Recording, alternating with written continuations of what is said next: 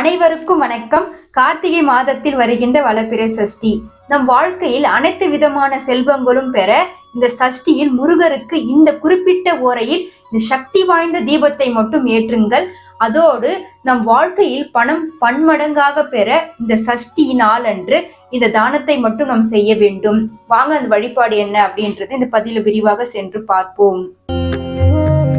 சஷ்டியில் முருகருக்கு நாம் விரதம் இருந்து வழிபட்டால் எப்பேற்பட்ட பிரச்சனையா இருந்தாலும் அது தீர்ந்து நமக்கு நன்மை நடக்கும்ன்றது அனைவருடைய ஒரு நம்பிக்கை. அதே போல இந்த கார்த்திகை மாதத்தில் வருகின்ற இந்த வளப்பிறை சஷ்டியும் மிக மிக மிக மிக ரொம்பவே விசேஷமானதுங்க. ஏன் இந்த கார்த்திகை மாதத்தில் வருகின்ற சஷ்டிக்கு மட்டும் அவ்வளவு விசேஷம்? அப்படி என்ன இருக்கு அப்படின்னு பாத்தீங்கன்னா, இப்போ வருடத்தில மகா கந்த சஷ்டி விரதம்ன்றது ரொம்ப பெரிய விரதங்க. அந்த விரதத்தை தொடர்ந்து இந்த கார்த்தி மாதத்தில் வருகின்ற விரதம் மிகவும் சிறப்பானது. ஏன்னு பாத்தீங்கன்னா, இந்த கார்த்தி மாதம்ன்றதுதான் நம் வாழ்வில் இருக்கின்ற இருளை நீக்கி ஒளியை தரக்கூடிய மாதம். அதனால்தான் இந்த கார்த்திகை மாதத்தை முருகனுக்கே உரிய மாதம் என்றே கூறப்படுகிறது. முருகனுக்கே உரிய இந்த மாதத்தில் தான் வருகின்ற வளப்பிறை சஷ்டியும் மிகவும் விசேஷங்கள் கொண்டது. இவ்வளோ சிறப்புகள் கொண்ட இந்த நாள்ல முருகருக்கு நம் மனதார விரதம் இருந்து வழிபடுவதனால நம் வாழ்க்கையில அனைத்து விதமான செல்வங்களையும் பெற முடியுங்க. செல்வம் செல்வம் சொல்றோமே, ஒரு செல்வம்னா நம் பணம் மட்டும் கிடையாதுங்க. நம் வாழ்க்கையில குழந்தை செல்வம், குழந்தை நல்ல கல்வியில படிக்கிறது, குழந்தை வீட்டுல ஒற்றுமை, சண்டை சச்சரவு இல்லாம வீட்டில் நோயின்றி ஆரோக்கியம் கிடைப்பது போன்ற அனைத்து விதமான செல்வங்கள் கிடைப்பது தாங்க செல்வம்ன்றது. நான் பொதுவா சொன்னேன். இந்த அனைத்து விதமான செல்வங்களும் நமக்கு கிடைக்கக்கூடிய நாளாக இந்த வளப்பிறை சஷ்டி அமைகிறதுங்க. இந்த வளப்பிறை சஷ்டியில முருகரிடம் நம்ம என்ன கேட்டாலும் அதற்கு நமக்கு கைமேல் பலன் தரக்கூடிய ஒரு வழிபாடாகவும் இந்த வழிபாடு இருக்குங்க. இப்போ இந்த வழிபாடு நம்ம எப்படியெல்லாம் செய்யலாம், எந்த நேரத்துல அந்த தீபத்தை நம்ம ஏற்றலாம், எப்படி நமக்கு பலன் கிடைக்கும் அப்படின்றது ஒன்னொன்னா இந்த பதிவுல நம்ம தெரிஞ்சுக்கலாம். இப்போ வாங்க அந்த தீபத்தை எவ்வாறு ஏற்றுவது அப்படின்றது நம்ம சென்று பார்ப்போம். இந்த வழிபாடு தாங்க.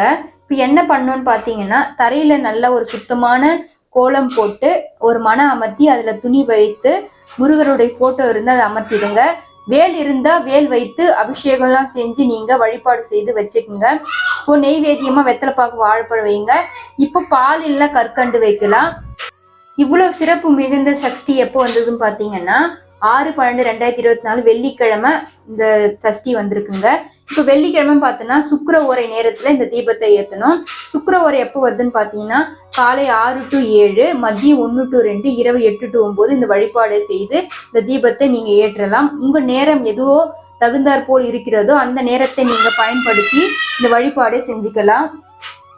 ஒவ்வொரு மாதமும் சஷ்டி வருதுங்க. இப்போ ஒவ்வொரு மாதமும் சஷ்டியில நம்ம விரதம் இருக்க முடியல நினைப்பவங்க இந்த கார்த்திகை மாதத்தில் வருகிற இந்த வளப்பிறை சஷ்டியில மட்டும் விரதம் இருந்தால் அந்த ஒரு வருடம் சஷ்டியில் விரதம் இருந்த பலன் கிடைக்கும். அவ்வளோ அற்புதமான நாளுங்க.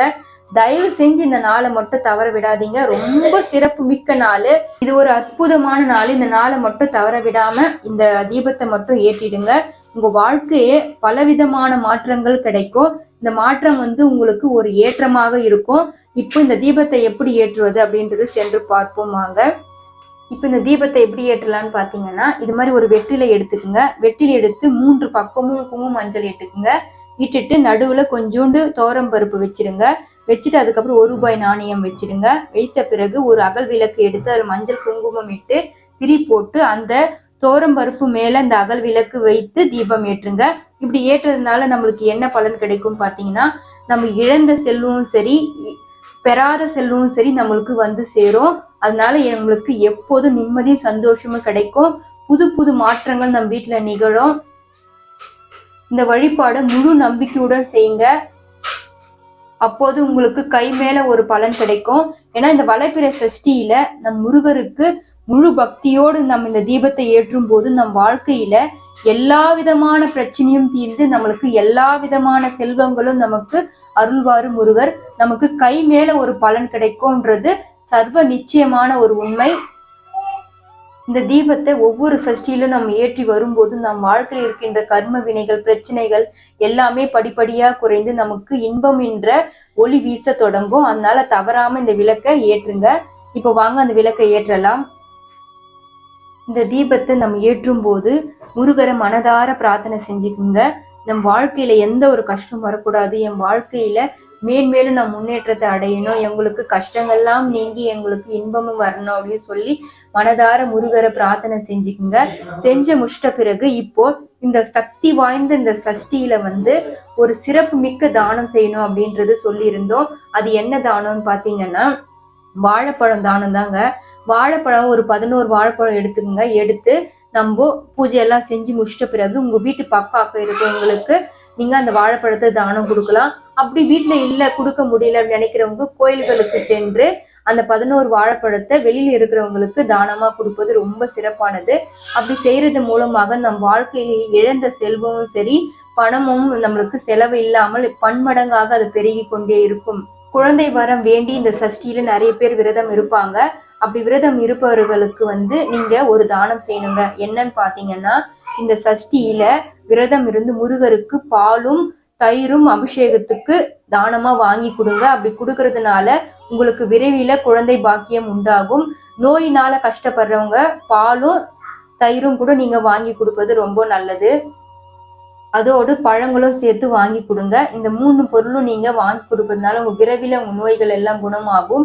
இது மிகவும் சிறப்பு வாய்ந்த சஷ்டி. அதனால தவற விடாதீங்க. இந்த நாளை தவற விடாம இந்த தீபத்தையும் அந்த தானத்தையும் செய்திடுங்க. செய்து முருகனுடைய அருளையே பெறுங்க. இந்த வழிபாடும் பதிவு உங்களுக்கு பிடிச்சிருந்தா லைக் பண்ணுங்க, ஷேர் பண்ணுங்க. என் சேனலுக்கு சப்ஸ்கிரைப் பண்ணுங்க. நன்றி, வணக்கம்.